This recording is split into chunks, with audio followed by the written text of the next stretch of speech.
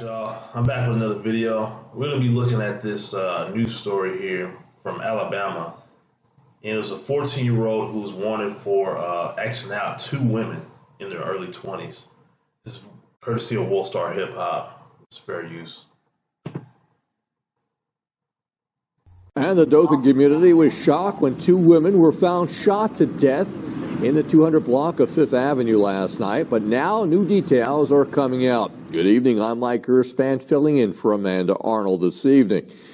We have live team coverage with Robert Smith Jr., who's got more on the victims, but first to WDHN's Aaron Dixon live at the scene of the murders with the latest.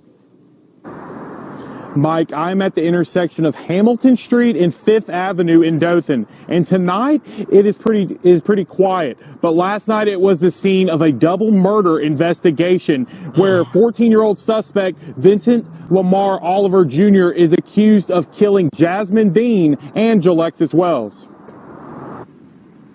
When police arrived at the Dothan home on the 200 block of 5th Avenue, they found Jasmine Bean and Jalexis Wells dead from gunshot wounds. Neither Bean nor Wells lived at the home. We have gained some information that there was possibly I don't want to say a party, but maybe a get-together at this location, and there may have been an incident stemmed from that. Oliver Jr. was named a suspect by police this morning. Almost 3 hours ago, police confirmed that he had been taken into custody. He is now being held in the Southeast Alabama Diversion Center here in Dothan. Several photos of Oliver Jr. show him holding guns. He has been charged as a juvenile in the case, and this is not his first run-in with the law. He had active juvenile pickup orders of attempted assault first degree and one count of discharging a firearm into an occupied vehicle from July of this year. One Dothan resident.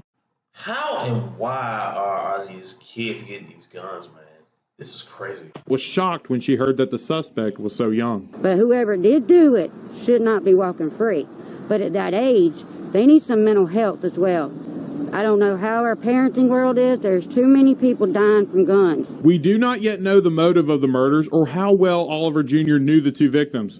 But police do believe that other people were at the get-together at the time of the shooting. And I'm dearly sorry to both parents. I can only imagine this.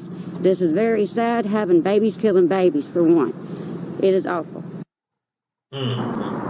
Now, due to Oliver Jr.'s age of 14 and a restriction of a court order, no more information will come from the police department at this time.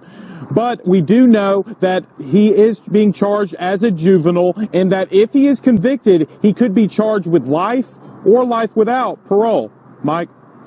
And from Aaron, our team coverage moves to Robert.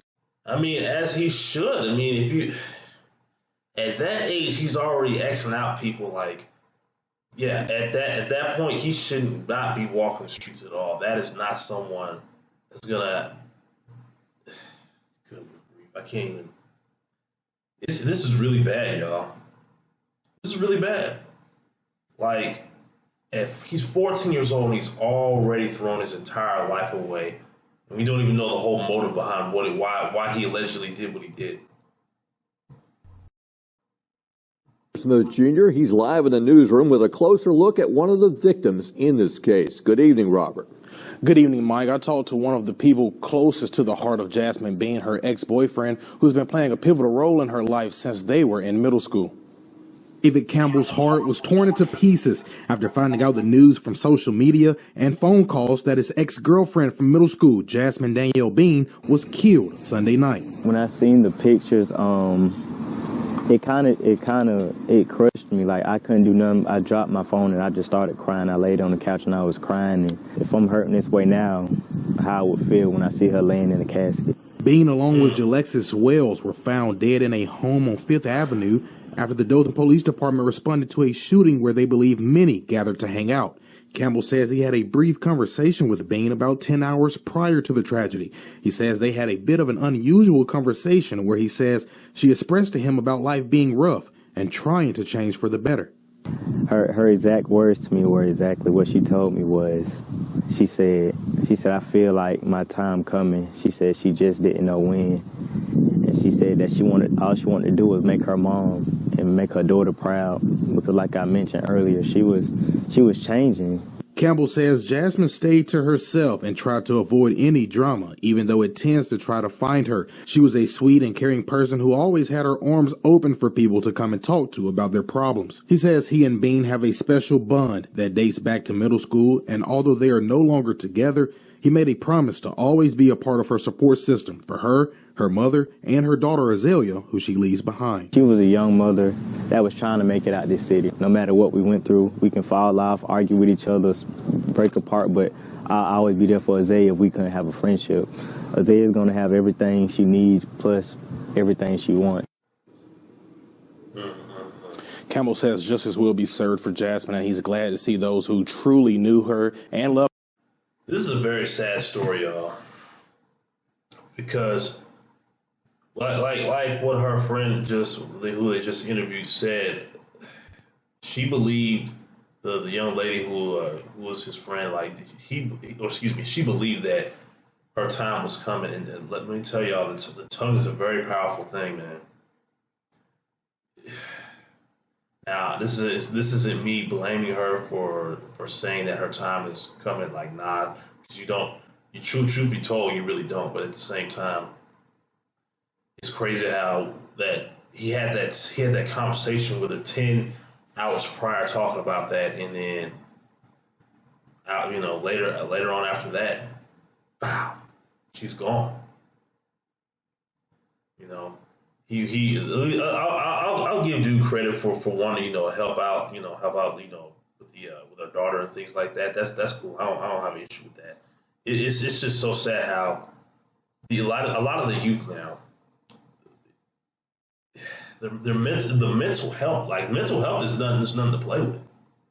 It is nothing to play with, and I think something had to been wrong up here with that 14-year-old boy for him to go out here and just shoot 2 people. Now again, this new story only covers the surface of it so far. We don't really know the real reason why he did what he did. But if there's a chance that if it comes out later when they do an update on the story that he really did shoot those 2 people, yeah, his life is over. He'll never see the light of day again, and rightfully so. It's like, even as a kid, you shoot and kill 2 people, or shoot and X out 2 people. Like, that's you shouldn't see the light of day again. It doesn't even matter if you're a child at that point. It doesn't matter. You took 2 people's lives, and someone's mother, sister, daughter, they're gone now. They're gone now. It's gotten this bad. This is one of the things in the black community that's gotten really bad. Everybody just want to shoot them up, bang bang, bah, bah, bah, bah, bah. A lot of these guys with these guns, they cannot aim correctly. I mean, I can't tell you how many stories I've heard of someone dying from a stray bullet. And if you've heard stories like that too, let me know down below in the comments. These guys are shooting in random spots and end up killing innocent bystanders. It's the worst thing you ever want to hear. Someone who had nothing to do with the situation end up being in the wrong place at the wrong time, and now your life's gone. This is sad, man. My condolences go out to the 2 victims' families. I really do hope justice is served for those 2 young ladies. And whoever did this, so far they got that 14-year-old. Now, like they said in this video, they don't know if he did it or not yet. But if he really did that, he really shouldn't see the light of day again.